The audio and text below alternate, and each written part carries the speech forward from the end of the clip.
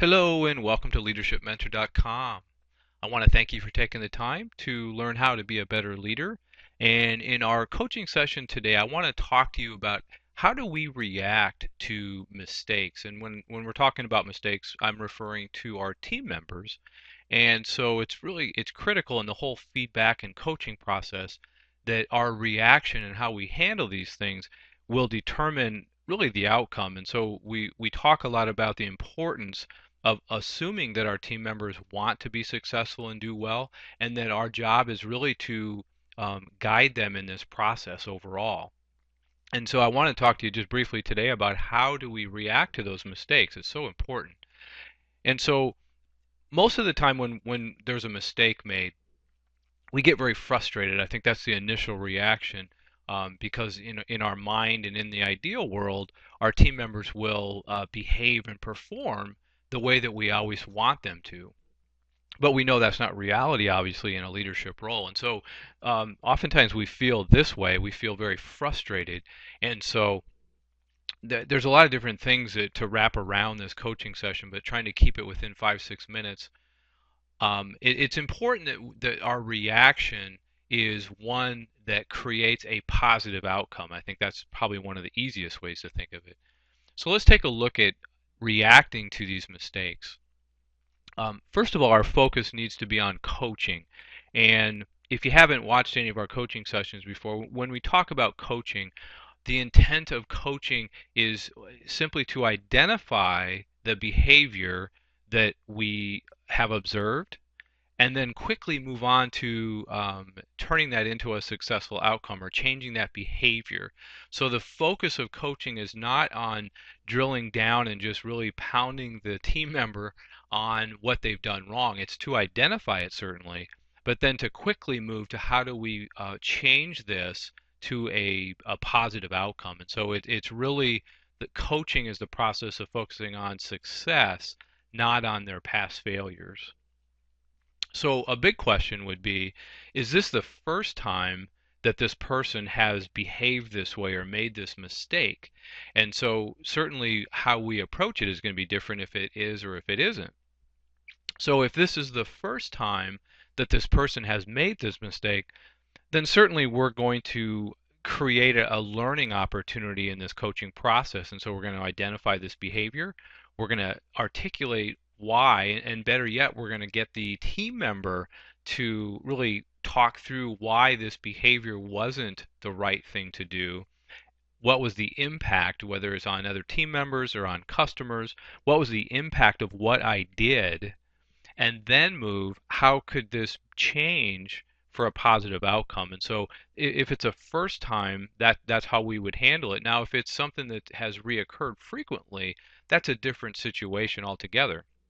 And so when we see team members, obviously, that have continued to maybe handle a customer situation poorly, then each time we handle that differently. And so we don't have time to get into that part of it, but it's certainly, you would reference previous coaching sessions. You may reference documentation that you've done pertaining to this person in this situation, but it certainly is handled differently. And so, in the context of what we're talking about, for the most part, it would be the first time this mistake was made. And then we always want to try to find out, is there something that's causing this behavior? And I think that, again, back to our mindset as a leader, we want to look at this and say, okay, there's some reason why this person, this team member, is doing this.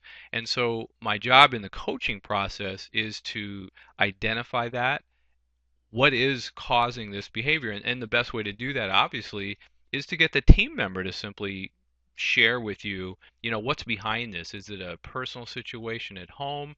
Is maybe there a medical situation?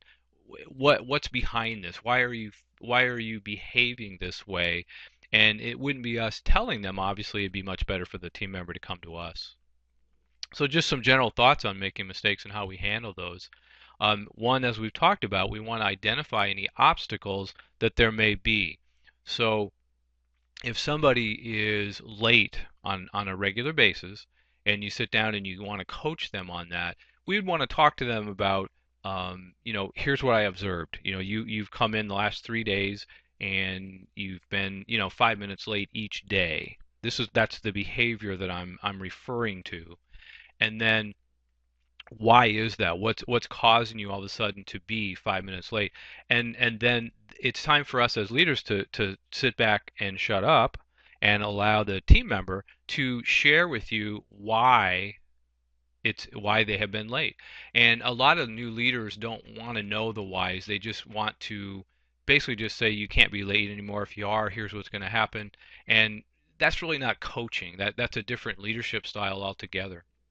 So we want to encourage you to actually take the time to have the team member articulate why is it that you're late? What are the things that have changed all of a sudden that have caused you to be late? And so identifying those obstacles. And then it's time to move to a mutual agreement on the issue and resolution. So um, typically, I think the best way to approach this is to simply have the team member share, here's what I did, here's the impact of that, and now here's what I'm going to do to change this behavior. And that's so important because then the ownership is on the team member, not on you. See, if you're telling the team member what to do, then if it's successful or not successful, that kind of lies on you as the leader. But if the team member is telling you what the issue is and what they're going to do to resolve it, then it's much more powerful because the ownership of that issue and positive resolution is on the team member. And then simply agree on the next steps. And so, not a complete coaching session on the coaching process and the feedback, but just simply agree on the next steps, and then make sure that you manage that moving forward. So again, if the person is on time the next time they say the next day, you don't want to just let that go. You want to, say, hey, thanks. I noticed you were here, 5 minutes to 8. I just want to say thanks, for listening to what we talked about yesterday. And that's the process of reinforcing positive behavior, and that's the other part of this that's so important. And so agree on next steps and then manage that over time. I want to encourage you now. We send out free coaching sessions like this every single week. And so if you put your name in the box to the left, I believe, then you'll receive a coaching session like this each and every week. And it's just a great way to build your leadership skills over time.